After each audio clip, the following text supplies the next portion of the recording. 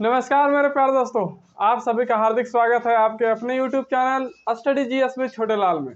तो प्यारे दोस्तों, आज हम बात करेंगे बहुत ही खास इंडियन नेशनल मूवमेंट के बारे में, भारतीय राष्ट्रीय आंदोलन के बारे में जो है प्यारे दोस्तों आज हम डिस्कस करने वाले हैं। किस तरह से जो है हमारे देश भारत में जो है राष्ट्रीय आंदोलन की शुरुआत हुई, कैसे कैसे कौन कौन से चरण होते हैं, कौन कौन से ग्रुप बने, है ना, कौन कौन से काल रहे, इन सारे चीज़ों के बारे में जो है आज से हम अपनी जो है ये टॉपिक स्टार्ट कर रहे हैं।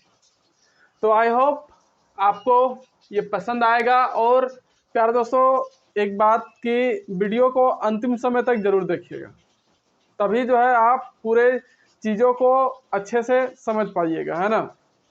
अगर आपको समझना है तो, अगर आपकी पढ़ने की इच्छा ना हो तो फिर तो कोई ही बात नहीं। Where is my desk, yes.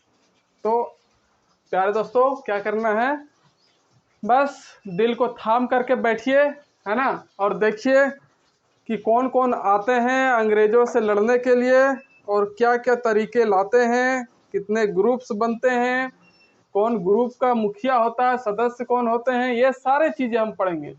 तो ये जो है इंडियन नेशनल मूवमेंट, भारतीय राष्ट्रीय आंदोलन, it divided into 5 parts. Okay, it's divided into 5 stages बोलिए, 5 पार्ट्स बोलिए।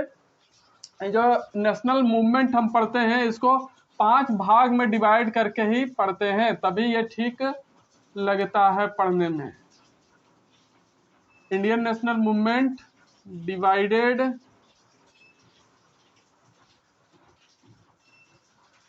into 5 स्टेजेस, 5 चरणों में जो है ये विभक्त है। 5 चरण। तो ये जो है भारतीय राष्ट्रीय आंदोलन, इसके कितने चरण है प्यारे दोस्तों? 5 चरण है। 5 चरणों में ये 5 स्टेजेस में डिवाइडेड है, बांटा हुआ है। तो हम फर्स्ट अगर बात करें फर्स्ट स्टेज की, प्रथम चरण की, है ना, तो फर्स्ट स्टेज, प्रथम चरण किसको बोलेंगे? प्रथम चरण जो होगा प्यारे दोस्तों, वो कौन होगा, कौन सा समय काल होगा जिसको हम प्रथम चरण, फर्स्ट स्टेज बोलते हैं। तो ये जो फर्स्ट स्टेज है प्यारे दोस्तों, वो होता है 1985 से। 1985 से शुरू होता है, से 1885, अरे गलत मैं लिख रहा हूँ, 1985 कहाँ से होगा, बोलता कुछ और हूँ और लिखता कुछ और हूँ। 1885 से लेकर 1905 तक, ये मार्कर को भी क्या हो जाता है यार।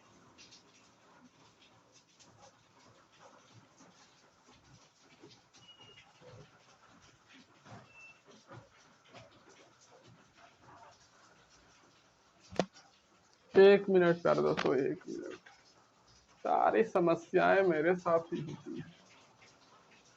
1885 से 1905 तक का जो समय था, है ना, यही समय प्रथम स्टेज, प्रथम चरण कहलाता है। और ये जो समय था प्यारे दोस्तों, इसको कौन सा समय कहा जाता है? Era of liberals. क्या? एरा ऑफ लिबरल्स बोला जाता है।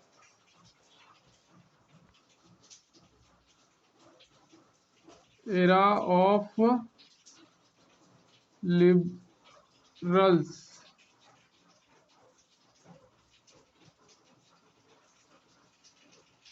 है ना, उदारवादी युग, उदारवादी युग तो हम इसमें क्या पढ़ेंगे, उदारवादी युग जो था प्यारे दोस्तों, जिसमें कांग्रेस की स्थापना हुई थी 1885 में, है ना। उसके बाद जो कांग्रेस का विस्तार हुआ था, विकास हुआ था, उसमें जो नरम विचारधारा वाले थे, उदारवादी लोग थे, जो शांतिक ढंग से, बहुत ही शांत दिमाग से, हो हल्ला किए बिना जो है काम करते थे, है ना, बहुत ही शालीनता के साथ, है ना, उतना आक्रोश उनमें नहीं, उतना अहिंसा को नहीं अपनाते थे, उस तरह के लोग जो थे उदारवादी लोग होते थे, है ना। और इनका जो समय था 1885 से 1905 तक का, उसी को बोलते हैं फर्स्ट स्टेज, फर्स्ट चरण। तो ये हुआ फर्स्ट स्टेज। सेकंड की बात करें प्यार दोस्तों, तो वो था सेकंड फेज 1905 से 1919, सेकंड स्टेज,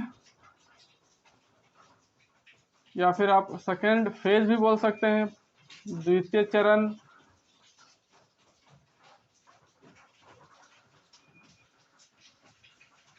तो इसका जो कार्यकाल था प्यार दोस्तों, या फिर समय अवधि, कार्यकाल नहीं कहेंगे, समय अवधि जो है वो 1905 से 1919 तक का रहा। और इसको बोलते हैं अल्ट्रा नेशनलिज्म, है ना। क्या बोलते हैं, अल्ट्रा नेशनलिज्म।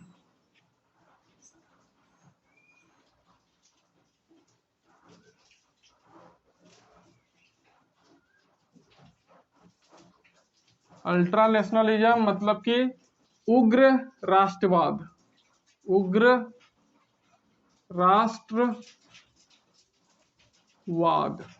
तो नाम से ही पता चल रहा होगा कि उग्र, उग्र मतलब एकदम जोश जुनून में कि जो भी करना है कर देना है, मार काट जिससे भी हो, अपना काम सिर्फ बनना चाहिए।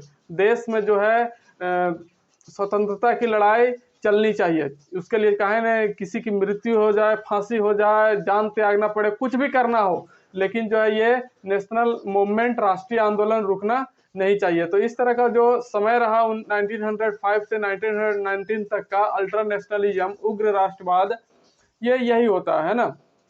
अभी इन सब के बारे में हम डिटेल से देखेंगे, अभी सिर्फ फेज की बात कर रहे हैं हम कि कौन कौन से फेजेस थे। थर्ड जो फेज था प्यार दोस्तों, वो थर्ड फेज कौन था, द रिवोल्यूशनरी मूवमेंट, है ना।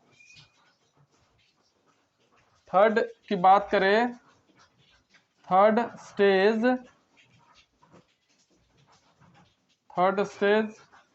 तृतीय चरण। तो इस चरण को क्या कहा जाता है, इसका कोई भी समय नहीं है ना, ये सबके साथ, मतलब सभी जगह में, सभी काल में ये प्रेजेंट था। इसको बोलते हैं, क्या बोलते हैं, रिवोल्यूशनरी, क्या अभी मैं भूल जाता हूँ, द रिवोल्यूशनरी मूवमेंट, है ना।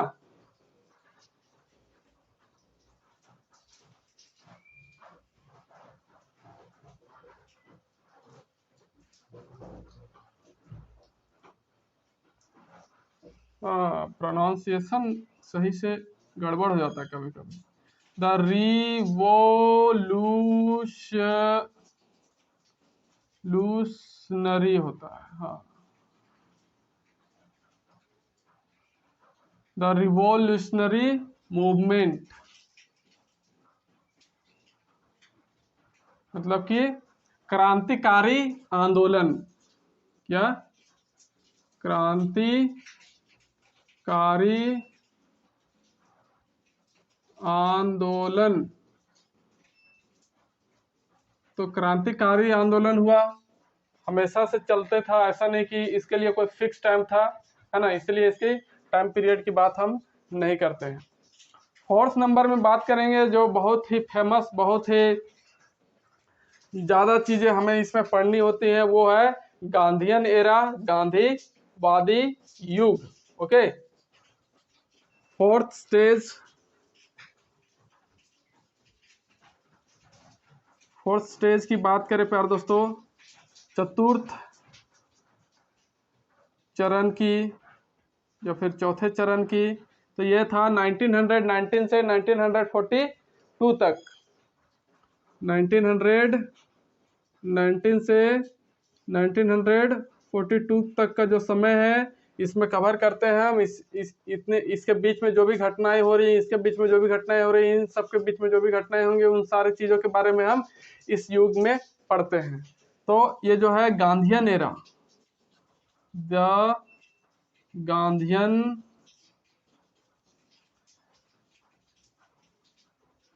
एरा, मतलब कि गांधीवादी युग, गांधीवादी युग। चारों तरफ इसमें महात्मा गांधी का बोलबाला होगा, इसके अनुयायी होंगे, इनके साथ काम करने वाले सदस्य होंगे, कौन कौन से आंदोलन, कौन कौन से समझौते, है ना, कहाँ कहाँ क्या चीज का बैठक, ये सारी चीजें के बारे में हम पढ़ेंगे फोर्थ स्टेज में, है ना। जनरली हम गांधी जी द्वारा जो भी आंदोलन चलाए गए, सत्याग्रह और नमक विरोध के लिए जो नमक यात्रा जो है वो किए थे, है ना, दांडी यात्रा, असहयोग आंदोलन, इस तरह के बहुत सारे जितने भी आंदोलन थे, सविनय अवज्ञा आंदोलन, इन सारे चीजों के बारे में जो है हम फोर्थ स्टेज में ही पढ़ेंगे, चतुर्थ चरण में पढ़ेंगे, जो 1919 से 1942 तक हमारा चलेगा। ओके, अब बात करेंगे पांचवा चरण। तो पांचवा चरण होता है प्यारे दोस्तों 1940 के बाद से 1947 तक, है ना, मतलब कि 1942 से 1947 का जो समय था, टुवर्ड्स द इंडिपेंडेंस, स्वतंत्रता प्राप्ति की ओर का जो समय था वो था फिफ्थ स्टेज होता है, पांचवा चरण होता है, फिफ्थ स्टेज, पांचवा चरण। ओके, तो ये है 1942 से 1947 तक, है ना, towards the independence, towards the independence, है ना, स्वतंत्रता प्राप्ति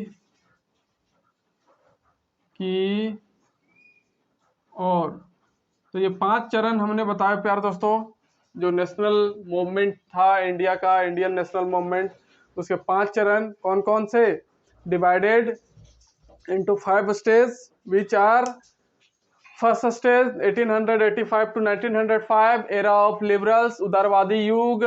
second stage 1905 to 1919, ultra nationalism, उग्र राष्ट्रवाद। थर्ड स्टेज, तृतीय चरण, द रिवोल्यूशनरी मूवमेंट, क्रांतिकारी आंदोलन। और फिर fourth stage 1990 to 1942, the Gandhian era, गांधीवादी युग। ओके, एंड फिफ्थ स्टेज, पांचवा स्टेज जो था प्यारे दोस्तों वो था कौन सा, 1942 टू 1947, टुवर्ड्स द इंडिपेंडेंस, स्वतंत्रता प्राप्ति की ओर का समय, है ना। तो प्यारे दोस्तों ये था बात 5 चरणों वाला। अब हम बात करेंगे फर्स्ट चरण के बारे में, है ना, एरा ऑफ लिबरल्स, उदारवादी युग के बारे में हम बात करेंगे। तो प्यारे दोस्तों चलिए शुरू करते हैं next.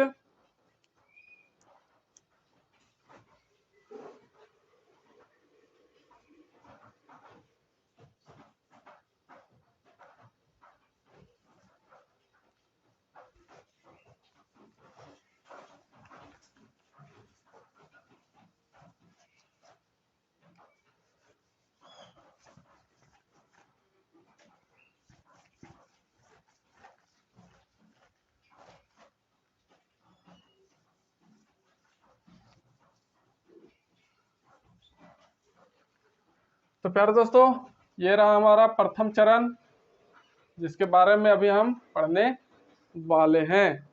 Okay, first phase of Indian national movement, है ना, first phase of Indian national movements के बारे में हम पढ़ेंगे।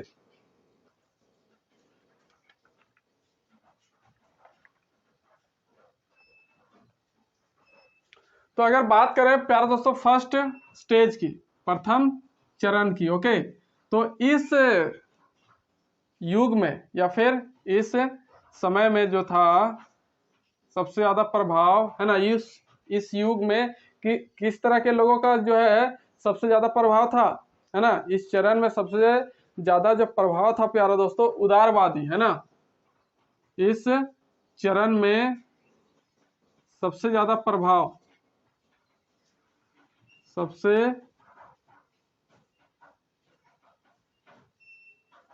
ज्यादा प्रभाव जो है, ये क्या हो जाता है कभी कभी मेरे साथ,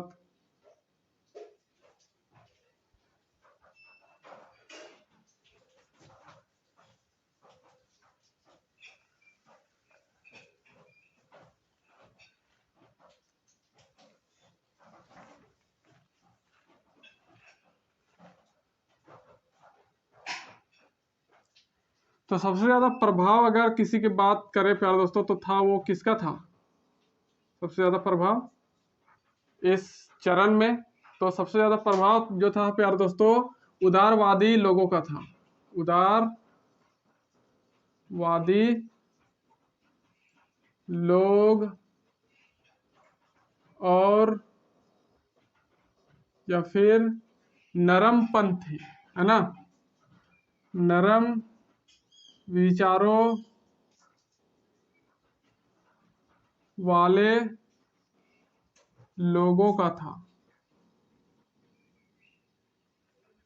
है ना। तो सबसे ज्यादा प्रभाव किसका था इस चरण में, उदारवादी लोग और नरम विचार वाले लोग, क्योंकि फर्स्ट प्रथम चरण में किसका स्थापना किया गया था 1885 में, कांग्रेस का, और कांग्रेस में जो है ज्यादातर पढ़े लिखे लोग और उच्च कोटि के लोग होते थे, जो बहुत ही कह सकते कि विनम्र शांत तरीके से कार्यों को करते थे, तो इसीलिए वे उदारवादी लोग और नरम विचारों का जो है ज्यादा बोलबाला इसमें हमें देखने को मिलता है, ओके।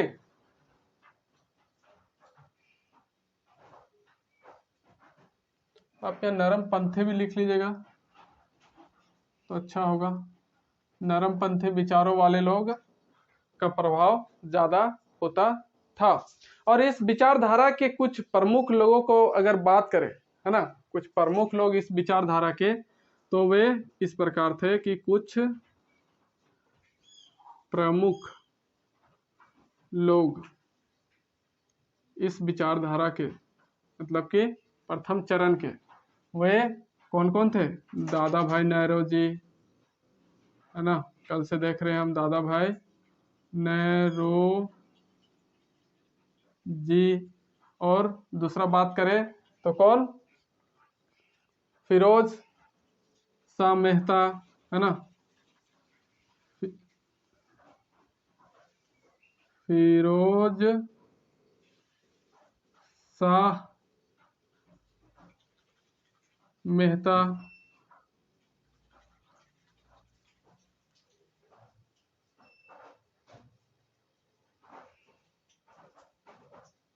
फिरोज शाह मेहता हो गए, है ना, सुरेंद्र नाथ बैनर्जी, सुरेंद्र नाथ बैनर्जी, ओके, सुरेंद्र नाथ बैनर्जी। और लोगों की बात करें प्यार दोस्तों तो वे कौन थे, रास बिहारी बोस, रास बिहारी बोस, गोपाल कृष्ण गोखले, गोपाल कृष्ण गोखले, गोपाल कृष्ण गोखले, और देवेंद्र नाथ टैगोर, देवेंद्र नाथ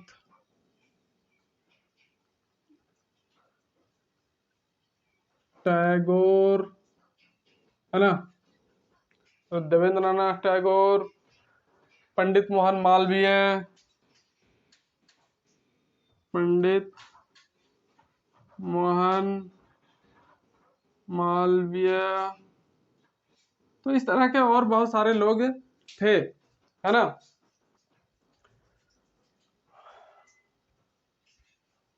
गोविंद रानाडे, तो इस तरह के और भी बहुत सारे लोग थे। तो मुख्य रूप से इन लोगों का जो है ज्यादा प्रभाव पड़ता था इस युग में, इस लिबरल्स एरा में। Okay, these are all famous और more effectful persons in that stage, okay, of national movement. तो आगे बात करेंगे हम प्यारे दोस्तों। तो ये जो उदारवादी लोग होते थे, है ना, तो ये उदारवादी लोग जो थे, उदारवादी जो थे, इनका क्या कोशिश रहता था कि अंग्रेजों की सहायता से ही, है ना, या फिर सहभागिता से ही भारत की प्रशासन व्यवस्था पर सुधार करना चाहते थे, है ना।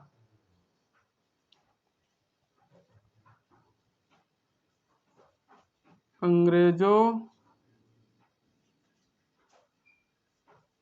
की सहभागिता से ही भारतीय प्रशासनिक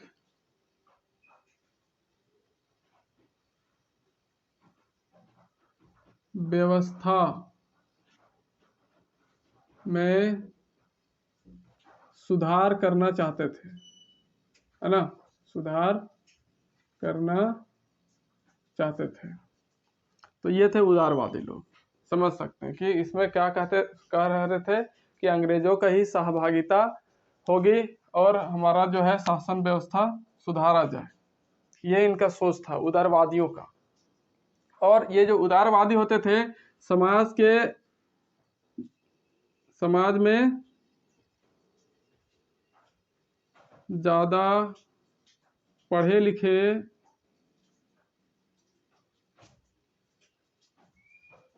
लोग होते थे, है ना। उदारवादी समाज में ज्यादा पढ़े लिखे लोग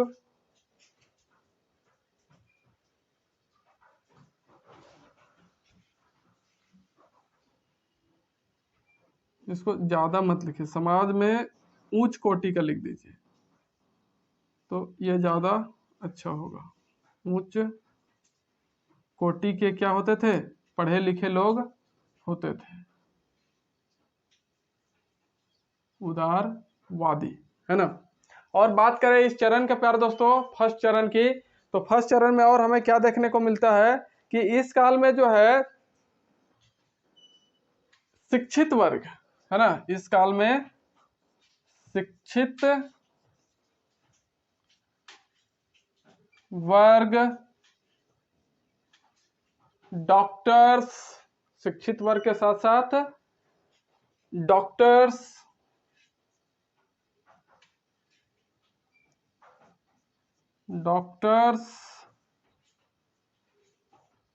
बुद्धिजीवी,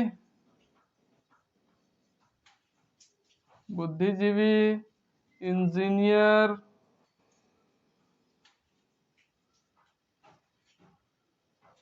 एडवोकेट और इसी तरह का पढ़े लिखे हुए लोग जो है ज्यादा पाए जाते थे, है ना। साहित्यकार भी आप लिख सकते हैं, साहित्यकार, मतलब कि इस चरण में शिक्षित वर्ग, डॉक्टर्स, बुद्धिजीवी, इंजीनियर्स, एडवोकेट और साहित्यकार लोग हुए थे, है ना, लोग होते थे। कौन से काल में? ये फर्स्ट चरण का काल जो था उदारवादी युग था उसमें। ओके, तो अब बात करेंगे प्यारे दोस्तों कि नरम पंथी विचारधारा के लोग अंग्रेजों से प्रार्थना, अनुरोध आदि से अपनी मांग को मांगा करते थे, है ना। ये जो उदारवादी लोग थे, उदारवादी लोग क्या करते थे, अंग्रेजों से प्रार्थना करते थे कि ये भैया हमारे लिए ये कर दो, है ना, हमें ये चाहिए, हमारी इन मांगों को मंजूरी दे दो। तो ऐसे प्रार्थना करते थे अंग्रेजों से प्रार्थना, विनती, जो भी आप कह लीजिए, है ना, अनुरोध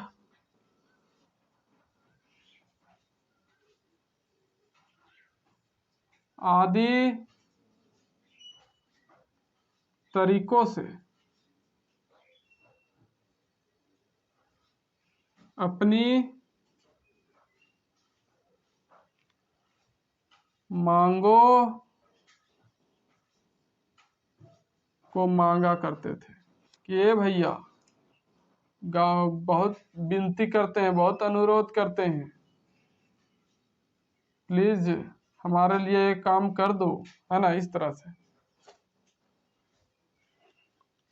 कौन लोग, उदारवादी लोग की ये पहचान थी। तो उदारवादी जो लोग थे प्यार दोस्तों, ये इस तरह से मांगा करते थे। तो जो गर्म पंथी विचारधारा के लोग हुआ करते थे ना, इनके इस तरह के कार्य करने के जो तरीके होते थे उसको राजनैतिक भिक्षावृत्ति कहते थे, है ना। जो गर्म पंथी विचारधारा के लोग होते थे, है ना, कौन, गर्म पंथी विचारधारा के लोग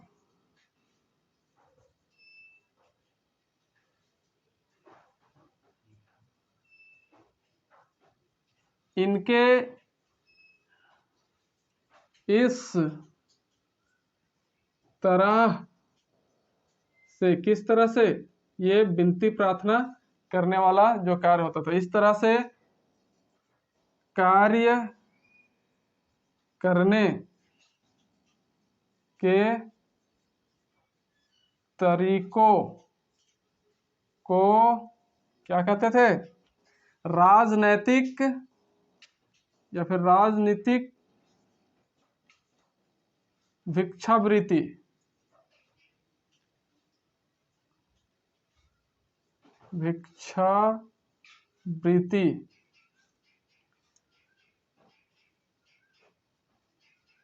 कहते थे। इंग्लिश में इसको बोलते हैं पॉलिटिकल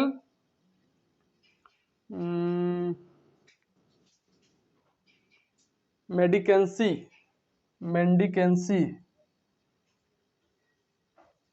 पॉलिटिकल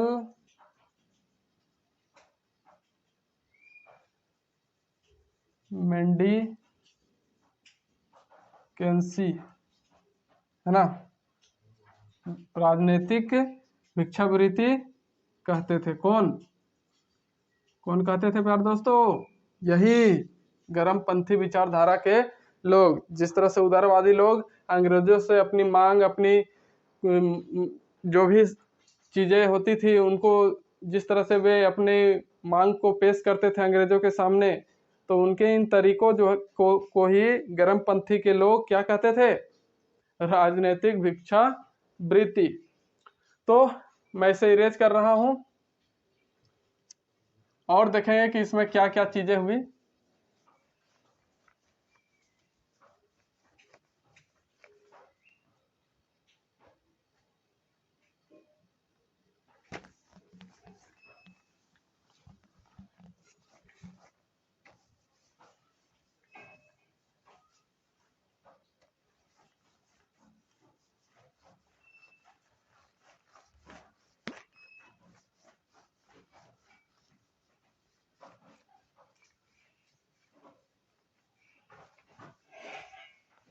चलिए देखते हैं और आगे क्या होता है और क्या चीजें हमें जाननी है।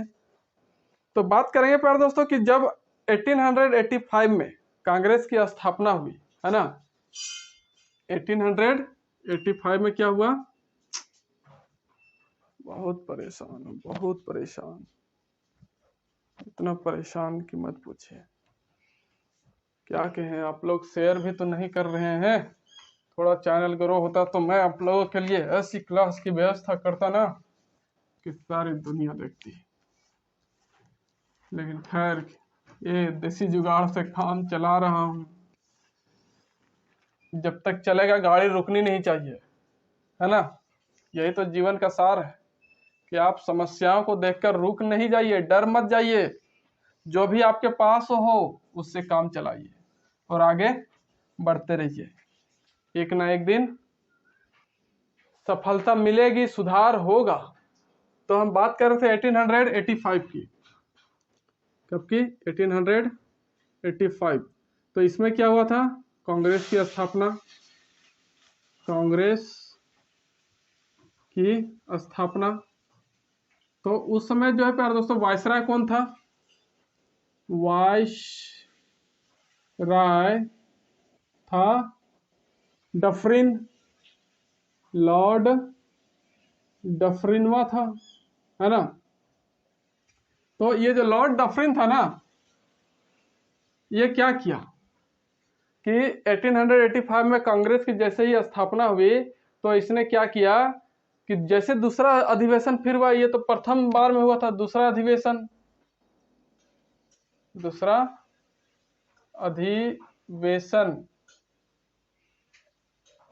अधिवेशन कब हुआ था? 1886 में। तो 1886 में जितने भी सदस्य दूसरे अधिवेशन में भाग लिए थे, उन सारे सदस्यों को ये जो डफरिन था ना, कलकत्ता में क्या करवाया था? सबको उद्यान भोज करवाया था, है ना। कलकत्ता में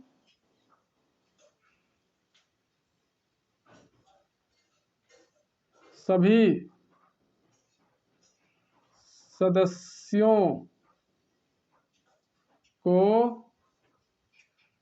उद्यान भोज, है ना, उद्यान भोज करवाया गया।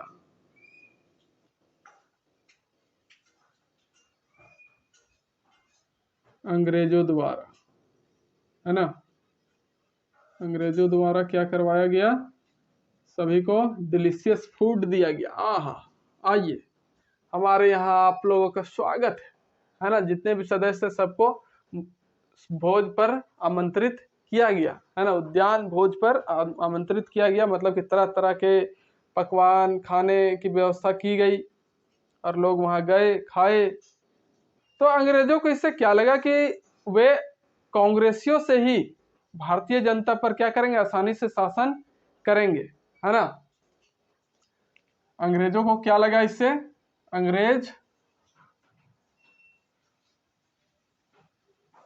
अंग्रेजों को लगा कि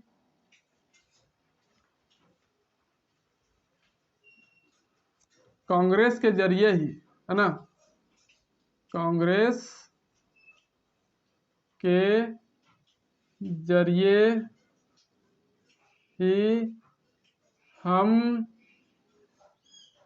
भारतीयों पर शासन करते रहेंगे, है ना, करते रहेंगे। सोचे करे कांग्रेस को खाली अपना मुट्ठी में रख लो ना, बाकी जनता खुद ब खुद हमारे मुट्ठी में आ जाएगी। मैन तो फंडा कौन है? कांग्रेस। कांग्रेस को अगर अपने कंट्रोल में कर लिए तो बात बन गई। सारे लोग तो ऐसे ही कांग्रेस की सुनते हैं, कांग्रेसियों को मानते हैं। लेकिन यह अंग्रेजों का जो दाल था वो गला नहीं। धीरे धीरे क्या हुआ कि सदस्यों की संख्या कांग्रेस में बढ़ती गई, बढ़ती गई, बढ़ती गई, बढ़ती गई और बहुत ही ज्यादा फेमस होने लगा कांग्रेस। तो लोगों की बढ़ती जनसंख्या के वजह से, है ना, कांग्रेस में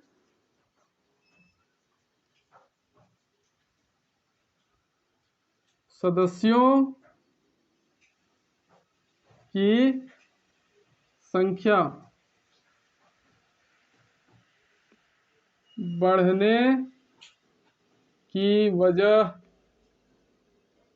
से अंग्रेजों को कैसा महसूस होने लगा? अंग्रेजों को असुरक्षित महसूस होने लगा। कैसा? असुरक्षित महसूस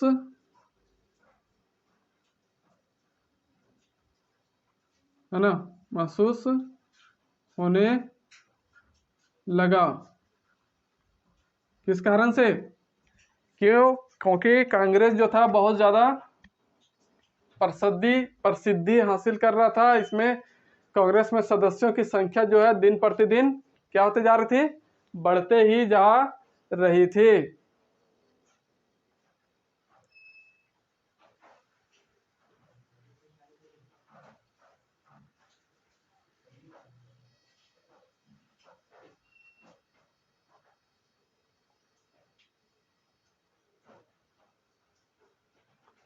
चलिए आगे बात करते हैं। तो जैसे जैसे संख्या बढ़ती जा रही थी तो लोग, अंग्रेजों को कैसा महसूस हो रहा था? असुरक्षित महसूस होने लगा था, इनसिक्योरिटी फील होने लगी थी, है ना। तो कांग्रेस की बढ़ती लोकप्रियता को देखते हुए अंग्रेजों ने 1890 में क्या किया गया? तो 1890 में अंग्रेजों द्वारा सरकारी कर्मचारियों पर, है ना,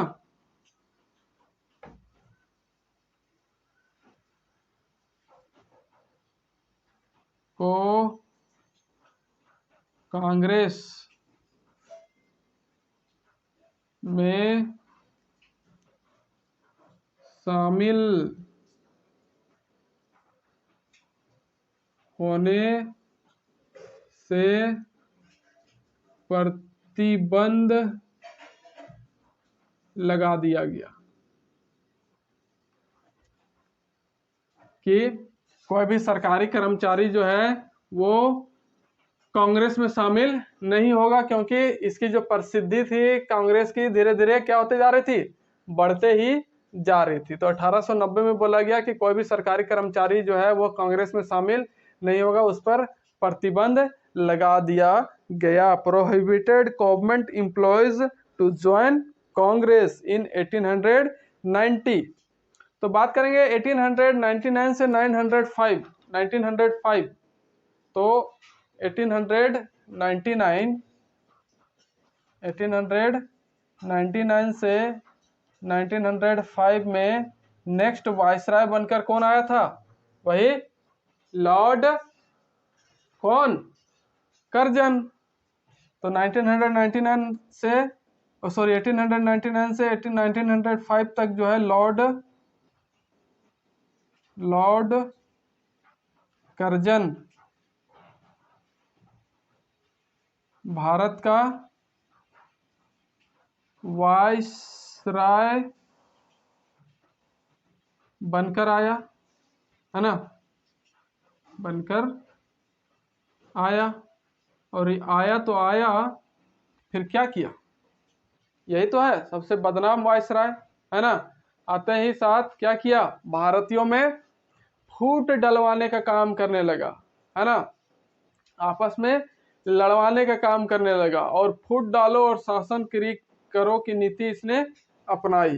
तो ये क्या था? आते ही भारतीयों को आपस में लड़वाकर, है ना, आपस में लड़वाकर मतलब कि कहते हैं उसको फूट डालो और शासन करो, है ना।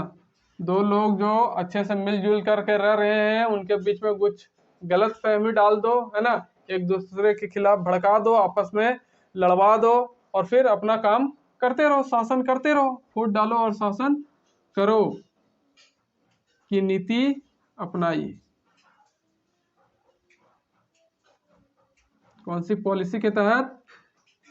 Divide and rule, divide and rules policy के तहत जो इसने शासन किया।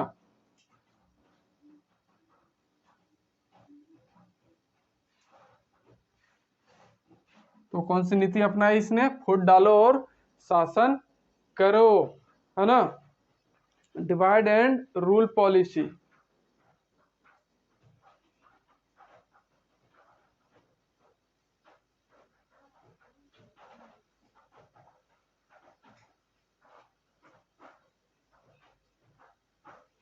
और यही लॉर्ड कर्जन जो है, इसने कांग्रेस के खिलाफ में क्या बोला था कि कांग्रेस की अंतिम समय, कांग्रेस की अब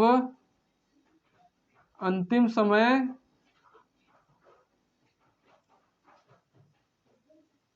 आ गया है, अंतिम समय आ गया है, कांग्रेस अब ज्यादा दिन तक जीवित नहीं रहेगी, है ना, ज्यादा दिन तक जीवित नहीं रहेगी। किसने कहा? लॉर्ड कर्जन ने। किसने कहा? लॉर्ड कर्जन ने कहा कि कांग्रेस का अब अंतिम समय आ गया है, ज्यादा दिन जीवित नहीं रहेगी। ये किसने कहा? लॉर्ड कर्जन ने।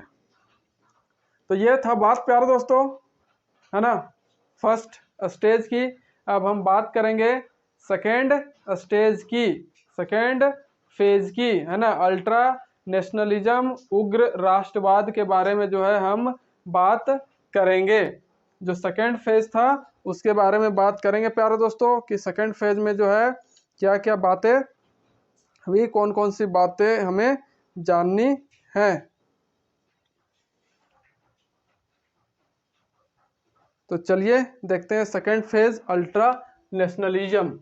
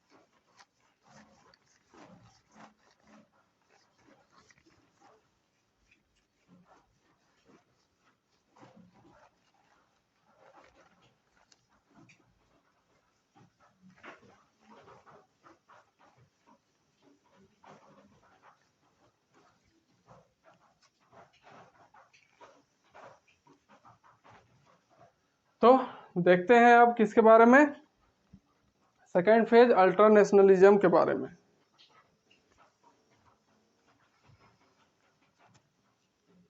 थोड़ा वेट हो जाता है, इसको ड्राई करना पड़ता है मुझे, बहुत समस्या है, बट समस्याओं से डरना नहीं है। तो बात करेंगे दूसरी नंबर की, सेकेंड फेज। सेकेंड फेज क्या था? द्वितीय चरण।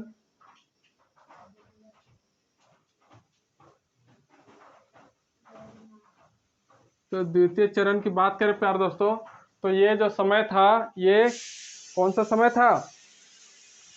अल्ट्रा नेशनलिज्म का। किसका? अल्ट्रा नेशनलिज्म,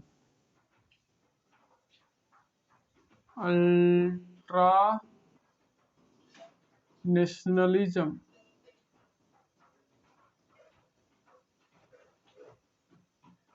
अल्ट्रा नेशनलिज्म उग्र राष्ट्रवाद, उग्र राष्ट्रवाद। तो इसमें जो है प्यारे दोस्तों, हम कब से कब तक पढ़ते हैं? 1905 से 19 तक, है ना। 1905 से 1919 तक के बारे में जो है ये हम चीजें देखते हैं, पढ़ते हैं।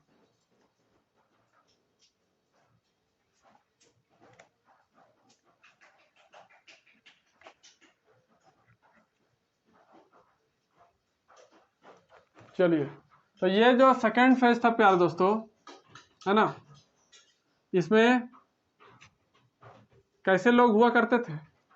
वैसे लोग हुआ करते थे जो अपनी देशभक्ति के लिए या फिर अपने देश के लिए, है ना, ऐसे ऐसे विचार रखते थे कि मत पूछिए। अपनी जान की कोई चिंता ही नहीं करते थे, है ना। कहाँ मारना है, कहाँ काटना है, किसको टपकाना है, उसके उस कार्य के दौरान अगर हमको कुछ भी हो जाए, हमारी जान ही क्यों ना चली जाए, हमको फांसी क्यों ना दे दिया जाए, हमको गोली क्यों ना मार दिया जाए, बम से कहाँ न उड़ा दिया जाए, उसकी कोनो फिक्र, कोनो चिंता नहीं। बस हमको अपनी देश के लिए कुछ करना है तो करना है। ऐसे सोच, ऐसे जुनून वाले लोग जो है इस द्वितीय चरण में अल्ट्रा नेशनलिज्म में होते थे। ओके, तो बात करेंगे कि नेशनलिज्म जो था, अल्ट्रा नेशनलिज्म, ये शुरू कैसे हुआ। तो बात करेंगे 1905 की। किसकी? 1905 की। तो 1905 में क्या हुआ था? शिमला से बंगाल विभाजन की घोषणा की गई थी, है ना। 1905 में शिमला से क्या किया गया था? बंगाल विभाजन की घोषणा। क्या किया गया था? बंगाल विभाजन की घोषणा हुई थी, है ना। क्या हुआ था? बंगाल विभाजन की घोषणा की गई थी। कहाँ? शिमला से। कब? 1905 में। तो ये जो घोषणा हुआ था प्यारे दोस्तों बंगाल विभाजन का, क्यों किया गया था? बंगाल को क्यों बांटा गया था? क्योंकि जो है बंगाल जो ऐसा जगह था जहाँ पर बहुत ज्यादा लोग रहते थे। यहाँ की जनसंख्या जो थी दूसरे जगह की अपेक्षा बहुत ज्यादा थी, है ना। जनसंख्या बहुत यहाँ ज्यादा थी, बहुत ज्यादा लोग यहाँ रहते थे, और इसके वजह से यहाँ पर जो है राष्ट्रवाद की भावना जो है बढ़ने लगी थी, है ना। राष्ट्रवाद की जो भावना थी, है ना, राष्ट्रवाद भावना, इसका भी डेवलपमेंट बहुत ज्यादा होने लगा था। इसीलिए इसको कम करने के लिए, राष्ट्रवाद को कम करने के लिए क्या किया गया? बंगाल का विभाजन किया गया, लोगों को अलग अलग करके बांट दिया गया, है ना। इसी राष्ट्रवाद को रोकने के लिए, है ना, इसी राष्ट्रवाद की भावना को रोकने के लिए क्या किया गया? बंगाल विभाजन की घोषणा। आप यहाँ लिख सकते हैं, रोकने के लिए, राष्ट्रवाद की भावना को रोकने के लिए क्या किया गया था? बंगाल विभाजन। अब बात करेंगे प्यारे दोस्तों कि बंगाल विभाजन के बाद जो हुआ, इस काल में उग्र राष्ट्रवाद का विकास हुआ, है ना। इसी काल में जो है सेकंड अगर बात करेंगे तो इस काल में किसका विकास हुआ? उग्र राष्ट्रवाद का। उग्र राष्ट्रवाद का विकास हुआ, है ना। किसका विकास हुआ? उग्र राष्ट्रवाद का विकास हुआ इस काल में। और इसमें क्या हुआ कि लोग जो थे देशभक्ति की भावना इस कदर अपने अंदर समाये रखते थे कि जान को भी खोने से नहीं डरते थे, है ना। कुछ भी हो जाए वो डरते नहीं थे। हर विदेशी अंग्रेजों द्वारा बनाई गई वस्तुओं का विरोध करते थे और स्वदेशी अपनाने पर जोर देते थे, है ना। तो राष्ट्रभक्ति जो थी, देशभक्ति का, ये राष्ट्रभक्ति कीजिए बहुत हाई लेवल की थी, है ना। और इसका मेन काम क्या होता था कि विदेशी सामानों का बहिष्कार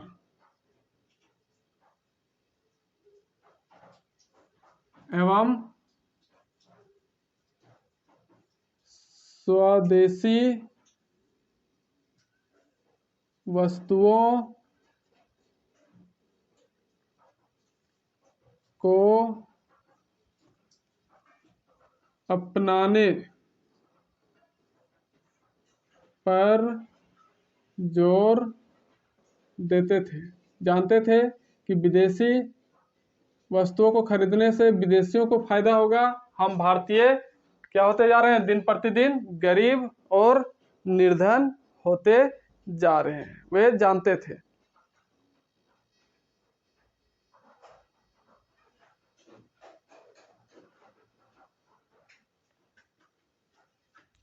तो अगर उदारवादी लोगों की बात करें तो इसमें कौन कौन से प्रमुख लोग होते थे, है ना।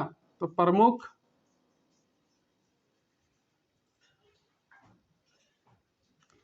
उदारवादी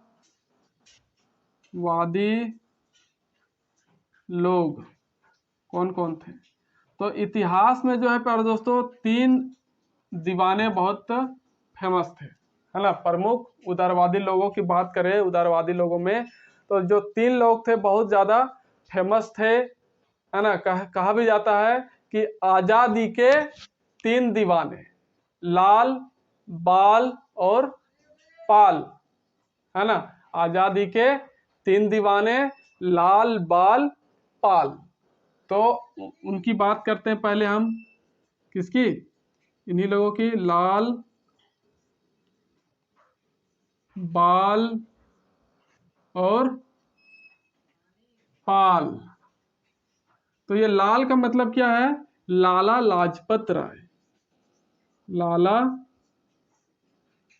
लाजपत राय, ओके। जो कहां से थे, पंजाब से। और ये बाल, बाल गंगाधर तिलक, बाल गंगाधर तिलक साहब, जो कहां से थे, बॉम्बे। कहां से, बॉम्बे, बम्बई से थे। और पाल का मतलब है कि विपिन चंद्र पाल, विपिन चंद्र पाल। कौन, विपिन चंद्र पाल, जो कहां से थे, विपिन चंद्र पाल बंगाल से, है ना। कहां से, बंगाल के रहने वाले थे। तो इस तरह से लाल, बाल, पाल, लाला लाजपत राय पंजाब से, बाल गंगाधर तिलक बॉम्बे से, और पाल विपिन चंद्र पाल बंगाल से। तो ये थे कौन, आजादी के 3 दीवाने, लाल, बाल, पाल। और एक और जो थे इनके साथ, उदारवादियों में ही उनकी गिनती होती है प्रमुख लोगों में, वे थे अरविंद बोस, अरविंद बोस, है ना। अरविंद घोष, घोष क्या क्या लिखता हूं। तो ये अरविंद घोष भी जो थे बहुत ज्यादा फेमस उदारवादी लोगों की गिनती में आते थे। आई होप मेरी इंक थोड़ी कमजोर हो रही है, मैं फिल कर लेता हूं, तब तक आप लिखिए। हाँ तो प्यारे दोस्तों, बात कर रहे थे हम उग्र राष्ट्रवाद की, है ना। और जिसमें हमने देखा कि जो ये अरविंद घोष थे, लाल, बाल, पाल के साथ साथ उग्रवादी राष्ट्रवाद के क्या थे, प्रमुख आदमी थे अरविंद घोष। और बात करेंगे प्यारे दोस्तों कि ये जो बाल गंगाधर तिलक थे ना, है ना, बाल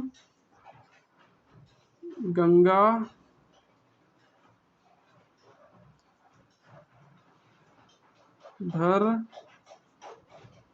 तिलक, इन्होंने ही बहिष्कार, विदेशी वस्तुओं का बहिष्कार, है ना, और स्वदेशी अपनाने का जो है नारा पहली बार दिया था। विदेशी वस्तुओं का बहिष्कार एवं स्वदेशी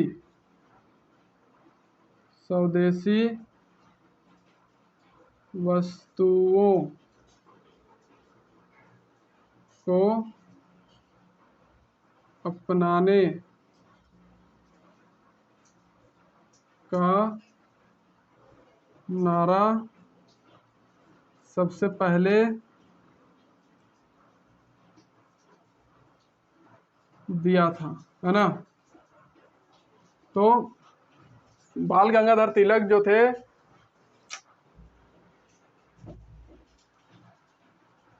उन्होंने कौन सा नारा दिया था?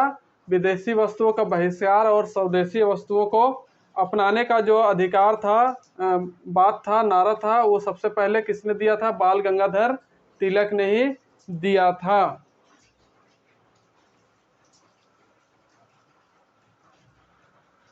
और साथ ही किसका नारा?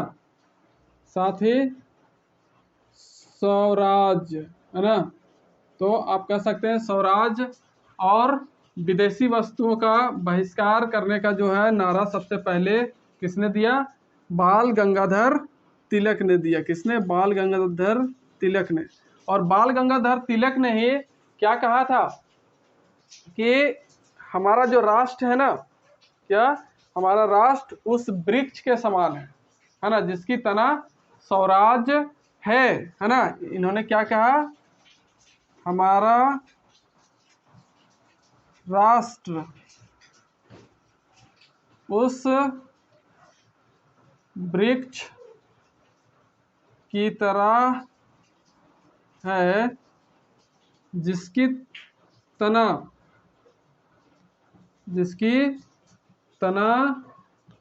क्या है? जिसकी तना स्वराज है और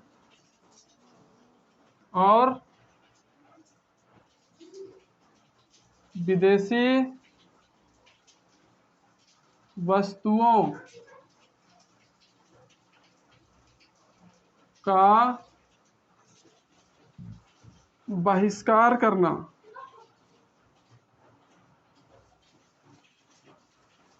इसकी शाखाओं का काम है ना।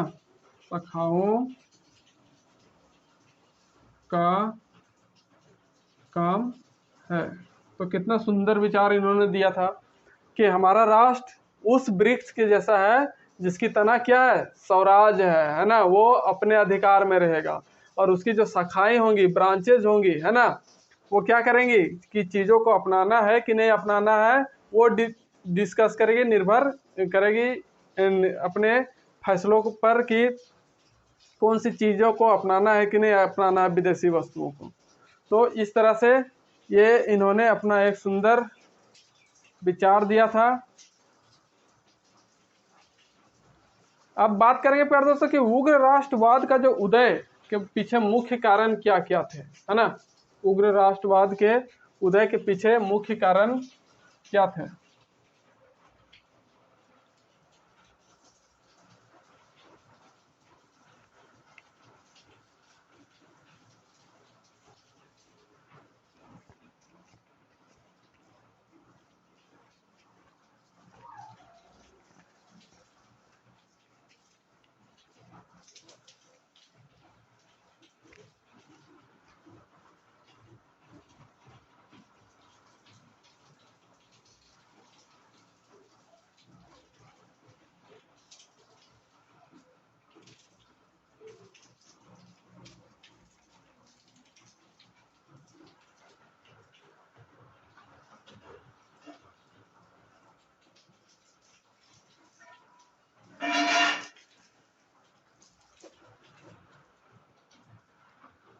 तो अब हम बात करेंगे प्यारे दोस्तों क्या?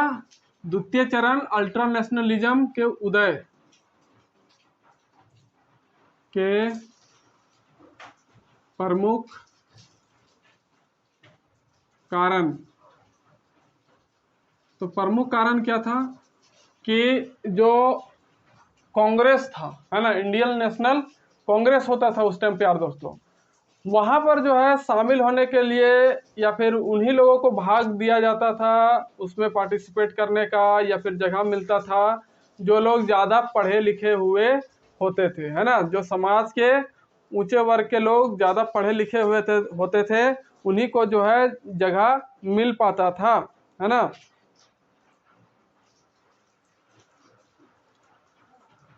तो इसके पीछे का कारण में से क्या है कि कांग्रेस में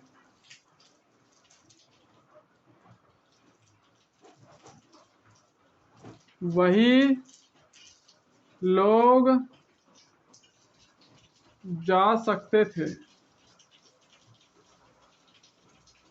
जो पढ़े लिखे, है ना, पढ़े लिखे और साथ ही धनवान हो, है ना, क्या हो, धनवान हो, वही लोग कांग्रेस में जा सकते थे। इसीलिए, है ना, इनसे अलग, इसलिए उग्र राष्ट्रवाद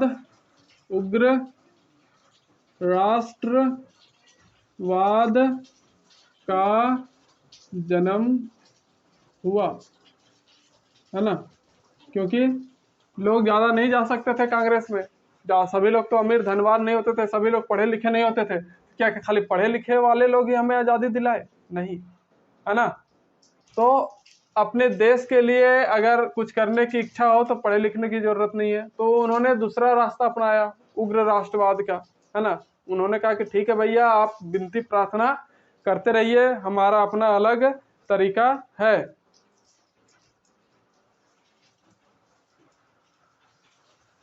और इसके अलावा बात करें प्यारे दोस्तों, तो ये फर्स्ट पॉइंट रहा।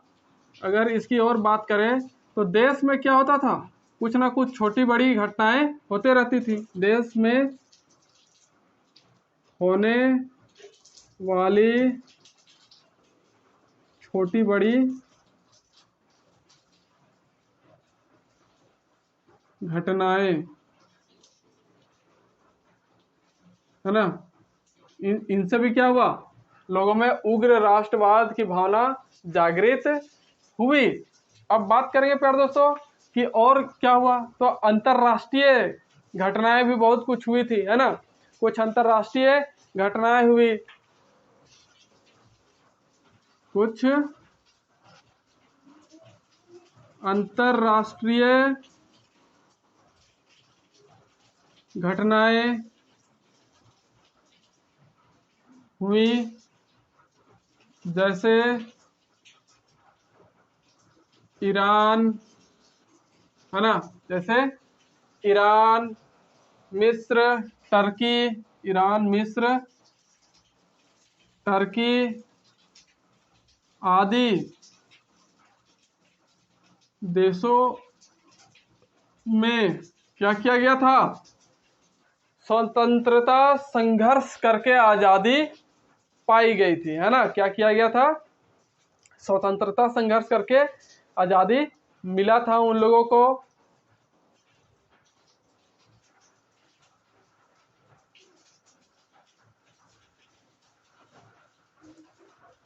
तो टर्की जैसे आदि जैसे देशों में जो भारतीय रहते थे, है ना, जो भारतीय थे, उन्होंने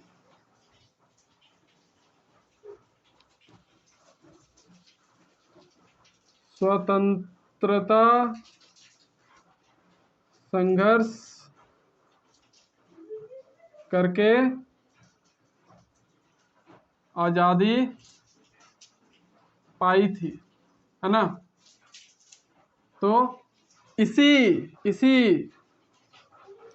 है ना विचार धारा को भारतीय भारतीय राष्ट्रीय आंदोलन, भारतीय राष्ट्रीय आंदोलन में लाना चाहते थे।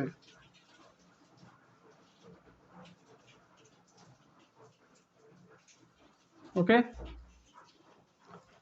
तो उन्होंने विदेश में होने वाली अंतर्राष्ट्रीय कुछ जो घटनाएं हुई उनसे सीखा और उन्हीं चीज़ों को हमारे देश भारत में भी अपनाने की उन्होंने ठानी, जो भारतीय राष्ट्रीय आंदोलन के रूप में जन्मा।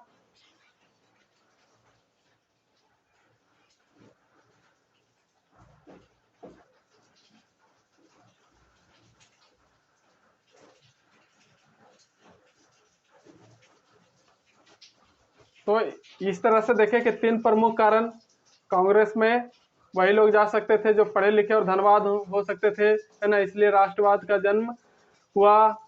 देश में होने वाली छोटी बड़ी घटनाएं होती रहती थी, इनसे भी राष्ट्रवाद भावना जो है जागृत हुई और कुछ अंतर्राष्ट्रीय घटनाएं हुई जैसे ईरान, मिस्र, टर्की आदि देशों में जो भारतीय थे उन्होंने स्वतंत्रता संघर्ष करके आज़ादी पाई थी, आंदोलन किए थे, है ना।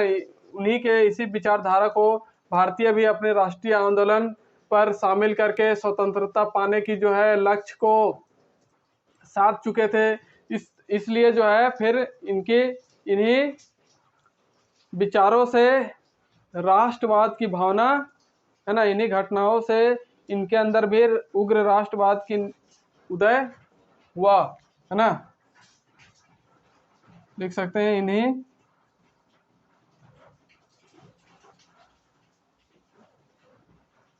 घटनाओं के कारण राष्ट्रवाद की भावना का उग्र राष्ट्रवाद, लिखिए, उग्र राष्ट्रवाद की भावना का उदय हुआ। समझ में आई मेरे बात प्यारे दोस्तों? तो प्यारे दोस्तों, आप वीडियो को शेयर ज़्यादा नहीं कर रहे हैं, जिससे मैं बहुत खुश नहीं हो रहा हूँ। चलिए अब आगे बात करते हैं। फिलहाल मैं इसे इरेज करता हूँ। इरेज करने की ज़रूरत है क्या? है।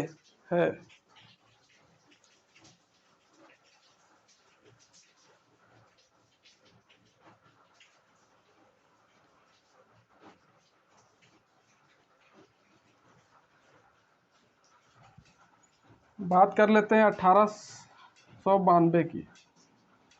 1892 में क्या हुआ था? भारतीय शासन अधिनियम आया था, इंडियन काउंसिल एक्ट आया था, है ना। भारतीय परिषद अधिनियम, भारतीय परिषद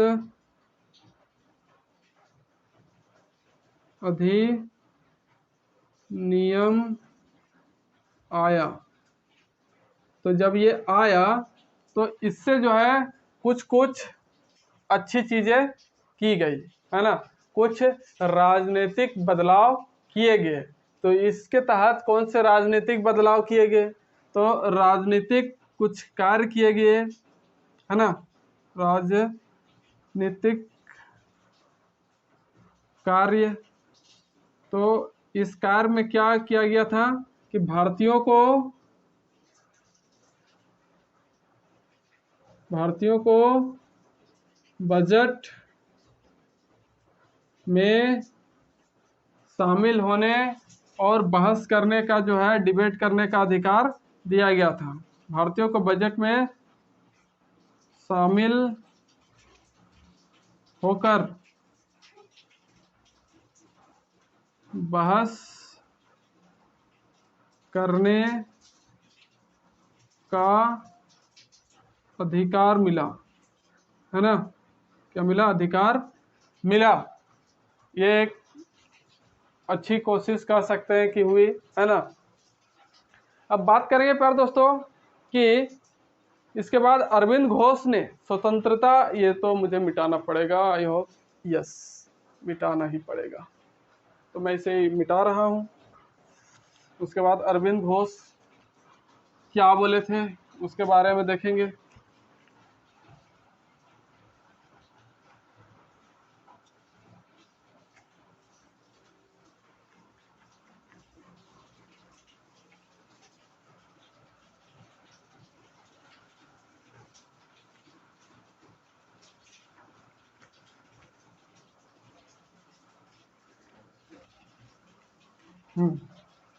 चलिए देखते हैं अब कि अरविंद घोष ने कहा कि स्वतंत्रता हमारे जीवन का उद्देश्य है और हिंदू धर्म ही हमारे इस उद्देश्य की पूर्ति करेगा, है ना। अरविंद घोष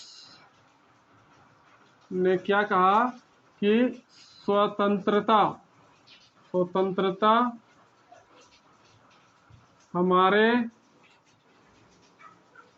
जीवन का लक्ष्य है, हमारे जीवन का लक्ष्य है और हिंदू धर्म से ही क्या हो सकता है, हमारे इस उद्देश्य की पूर्ति हो सकती है, हमारे इस उद्देश्य की पूर्ति हो सकती है। ये बात कहा किसने, अरविंद घोष ने। और साथ ही साथ अरविंद घोष ने क्या कहा, अरविंद घोष ने एनी जो बेसेंट थी, एनी बेसेंट, इन्होंने कहा कि सारी हिंदू प्रणाली जो है पश्चिमी सभ्यताओं से बहुत अच्छी है। एनी बेसेंट ने क्या किया प्यारे दोस्तों, एनी बेसेंट ने क्या कहा कि हिंदू धर्म की जितनी भी सभ्यताएं हैं या फिर हिंदू धर्म की जो भी सभ्यता है वो क्या है, हिंदू धर्म पश्चिमी प्रणाली पश्चिमी देशों की जो सभ्यता है उससे लाख गुना अच्छा है, बहुत अच्छा है। इन्होंने क्या कहा कि जो हिंदू धर्म है, कौन, हिंदू धर्म पश्चिमी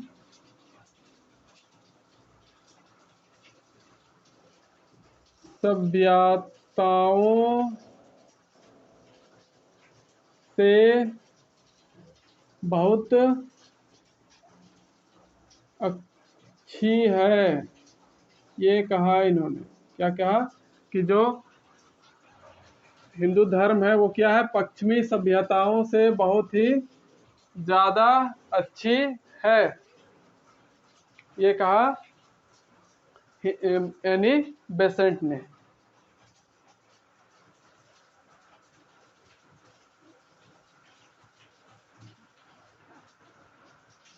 हिंदू धर्म या फिर प्रणाली भी आप कह सकते हैं। यहाँ हिंदू प्रणाली जो है वो क्या है, पश्चिमी सभ्यताओं से बहुत अच्छा है, अच्छी है। ये बात किसने कहा, एनी बेसेंट ने। किसने, एनी बेसेंट। तो इस तरह से हमारा जो है सेकंड फेज और फर्स्ट फेज जो है प्यारे दोस्तों आज कंप्लीट हो जाता है, फर्स्ट और सेकंड फेज। नेक्स्ट डे हम बात करेंगे प्यारे दोस्तों कि सेकंड फेज में कौन कौन सी घटनाएं हुई, है ना, कौन से कांड हुए। तो उन सारे घटनाओं को जो है कब हुआ था, सेकेंड फेज में अल्ट्रा नेशनलिज्म युग में, उन सारे चीज़ों को जो है हम प्यारे दोस्तों क्या करेंगे, कवर करेंगे, है ना। जितनी भी घटनाएं हुई थी सेकेंड फेज में, द्वितीय चरण में, अल्ट्रा नेशनलिज्म उग्र राष्ट्रवाद के तहत, उन सारे चीज़ों को जो है हम कंप्लीट करेंगे। कब, कल करेंगे, समझे। तो मिलते हैं नेक्स्ट वीडियो के साथ, तब तक के लिए नमस्कार, जय हिंद, जय भारत, जय झारखंड।